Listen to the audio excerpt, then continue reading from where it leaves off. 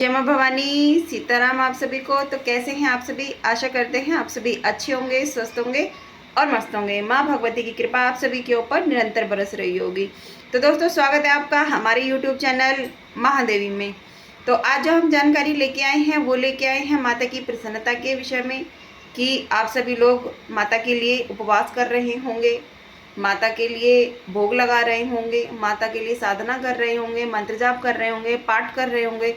तो आप ये कैसे पता लगाएंगे कि माँ भगवती आपकी सेवा से, आपकी पूजा से प्रसन्न है? तो चलिए उसी विषय में आज हम जानकारी लेके आए हैं। तो वीडियो को लास्ट तक ज़रूर देखें और चैनल पे यदि पहली बार आए हैं तो चैनल को सब्सक्राइब ज़रूर कर दें और नोटिफिकेशन के बेल आइकन को ऑल पर प्रेस कर दें, ताकि हमारी आने वाली वीडियो का नोटिफिकेशन आपको सबसे पहले मिल जाए और आप हमारी वीडियो को देख पाएँ। तो चलिए चलते हैं आज की वीडियो की तरफ। तो आज जो हम जानकारी लेके आए हैं, माँ भगवती, माँ अम्बा, माँ जगदम्बा, महाकाली की प्रसन्नता हेतु लेके आए हैं। तो आप कैसे पता लगाएंगे कि माँ भगवती आपकी सेवा पूजा से बहुत प्रसन्न है? तो देखिए, नवरात्र में जो संकेत मिलते हैं उन संकेतों पे आपको ध्यान रखना है कि आपको जो संकेत मिल रहे हैं, कहीं वो माँ भगवती अपने होने की अनुभूति तो नहीं करा रही हैं, कहीं माँ भगवती अपनी प्रसन्नता की आपको अनुभूति तो नहीं करा रही हैं। तो आप इन संकेतों को ध्यान से सुने कि जो संकेत हैं, जो माँ भगवती स्वयं देती हैं कि हाँ वो प्रसन्न हैं।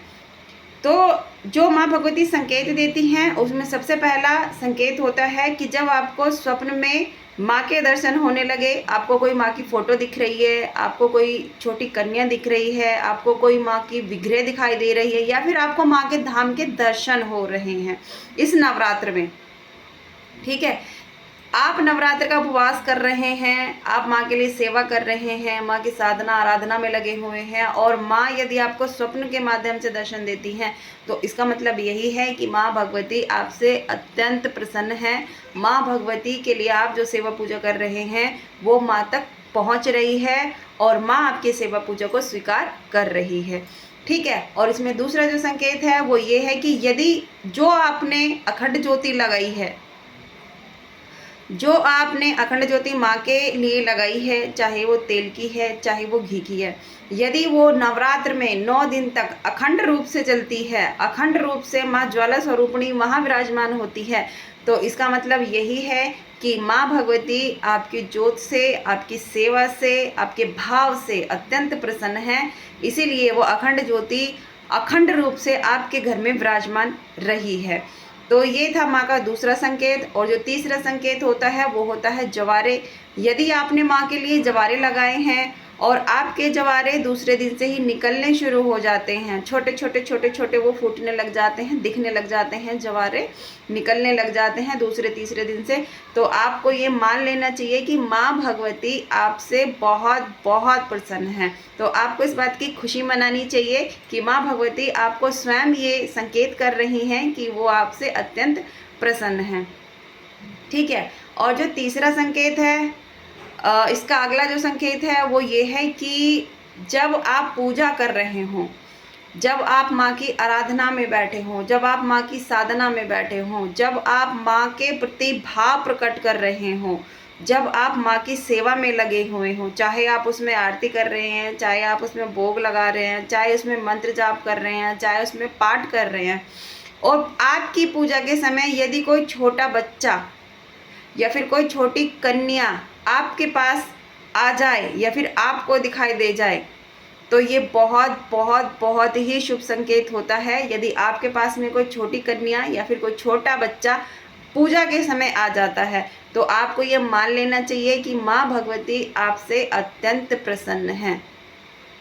ठीक है, और इसका अगला जो संकेत है वो संकेत ये है कि यदि आपको कहीं से जागरण कीर्तन का बुलावा लगता है, यदि आप जागरण कीर्तन में जाते हैं और वहाँ से यदि आपको महारानी का श्रृंगार या नारियल आपको मिल जाता है या फिर माँ की चुनरी आपको मिल जाती है, तो आपको ये मान लेना चाहिए कि माँ भगवती आपसे बहुत बहुत प्रसन्न है और ये नवरात्र आपके सफल रहे हैं कि जो माँ भगवती स्वयं में आपको संकेत कर रही हैं, अपनी अनुभूति करा रही हैं। ठीक है, और इसका जो अगला संकेत है वो ये है कि इन नवरात्र में जब से आपने माँ भगवती की सेवा उठाई है, साधना उठाई है, तब से आपके घर में कोई कलेश नहीं हुआ है, आपके घर में शांति की अनुभूति हो रही है, आपके परिवार में प्रेम की अनुभूति हो रही है, तो आपको यह मान लेना चाहिए कि माँ भगवती की कृपा दृष्टि आपके ऊपर पड़ चुकी है। माँ आपसे अत्यंत प्रसन्न है।